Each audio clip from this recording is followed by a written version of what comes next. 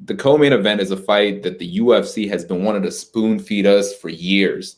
They've been wanting to make this fight happen. It is the former Invicta champion, Megan Anderson, versus Amanda Nunes, the greatest, the GOAT, the best female fighter of all time. And I'm going to say this regardless of sport. I don't care if you're a kickboxer. I don't care if you're Muay Thai. I don't care if you're greatest female boxer. I put her above female boxer. She's the best of all time, Amanda Nunes. And tough to argue because you look at who she's beaten, and she's beaten everyone. There's no one you could add to that list. There's no.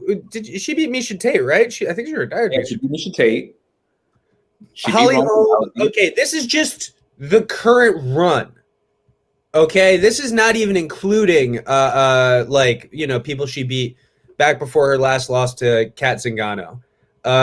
We're talking Shayna Baszler, Sarah McMahon, Valentina Shevchenko twice, Miesha Tate, Ronda Rousey, Raquel Pennington, Cyborg, Holly Holm, Jermaine Durandame, Felicia Spencer. Now we got Megan Anderson, I apologize. Yeah, I mean, the resume is absolutely impeccable. There's no two ways around it. This girl is the greatest we've ever seen. There's no there's no consideration. Is this the last fight ever? Is this the last fight ever at 145? Because they have like no fights scheduled. Like it's just been this weird, you know. This is the last person in the division that she can beat.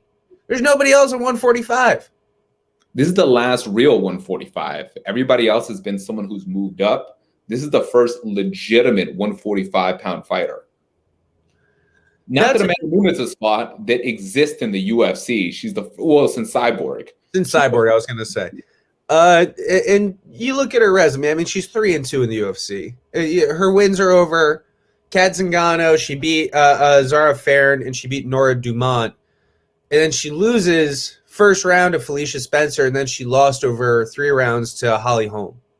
This is not the resume of somebody who's beating the greatest of all time, unless it's a total shock, right? But this would, to me, be Matt Serra versus GSP. This would be the biggest upset in women's MMA since Holly Holm, Ronda Rousey. It's what it would take. It would take a Holly Holm, Ronda Rousey style affair. But going into Ronda Rousey, we're going to say the same thing. Please, I already know what you're going to say, and I absolutely agree. You had a run. You had Holly Holm was undefeated. She was a female boxing world champion. She had done so much. She was accomplished. You could see ways that she could beat her. That's what I was going to say. You could see ways where, like, okay, if she keeps it on the feet, maybe it's something. But with Megan, I don't see it. You know, she's going to get killed. And Ronda was like, she was getting out of shape. She was doing movies. She was focused on everything else. Amanda Nunes, for as great as she is, as amazing a resume she hasn't really translated into dollars. Like, she hasn't earned what other female fighters have earned. She hasn't earned what Ronda earned. She's earned quite a bit. Let's not downplay. I feel like you might be a little shocked at how much Amanda Nunes is earning. She must be my mother knows who Amanda Nunes is.